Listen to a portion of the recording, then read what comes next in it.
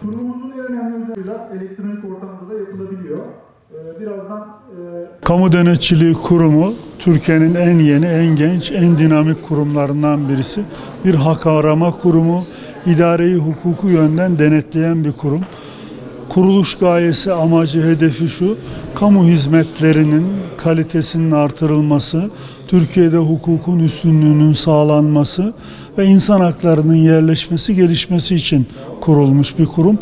Özellikle de kanunda çocuk hakları ile ilgili düzenleme yapılmış ve çocukların rahat başvurabileceği bir kurum.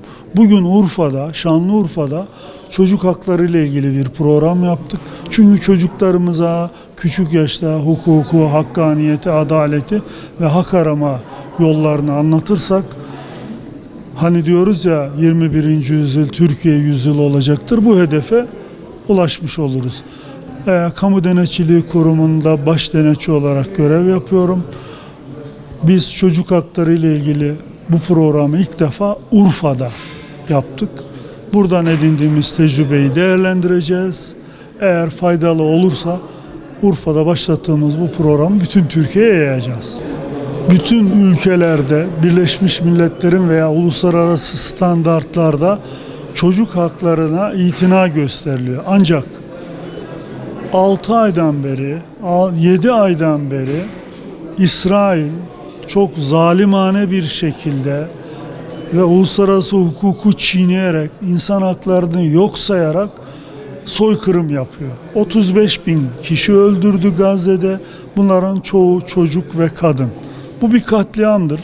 Ben şuna inanıyorum: İsrail'in bu zulmü sona erecek. Bu zulmü yapan Netanyahu ve arkadaşları yargılanacaktır. Bunu kısa zamanda göreceğiz. Çünkü biz biliyoruz, atasözümüzde var: alma mazlumun ahını, çıkar aheste aheste. Hiçbir tarih boyunca hiçbir hukuksuzluk, hiçbir zulüm, hiçbir soykırım cezasız kalmamıştır. Yüreğimiz yanıyor. Sofraya oturduğumuzda lokmalar boğazımızda düğümleniyor. Çocuklarımızın yüzüne bakarken, başını okşarken Gazze'de katledilen insanlar ve özellikle çocuklar hatırımıza geliyor. Yazık olan şey şu: başta Amerika Birleşik Devletleri olmak üzere insan hakları diye mangalda kül bırakmıyorlar. Avrupalılar insan hakları diye mangalda kül bırakmıyorlar ama bu olay karşısında sesleri çıkmıyor. Memnun olduğumuz husus şu: özellikle üniversite gençliği bütün dünyada ayağa kalktı. Bu insanlığın vicdanıdır, insanlığın haysiyetidir. Bu anlamda Sayın Cumhurbaşkanımıza teşekkür ediyorum. Dünyada öncülük yapıyor.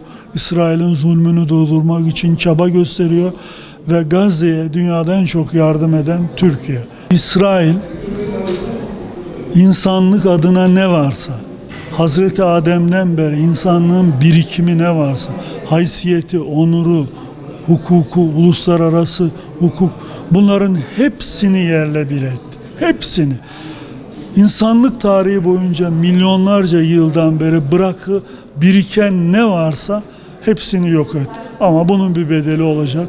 Uluslararası alanda yargılanıp bunu yapanlar hak ettikleri cezayı bulacaklar ve Birleşmiş Milletler kararlarına göre, uluslararası hukuka göre de başkenti Kudüs olan bir Filistin devletini inşallah göreceğiz.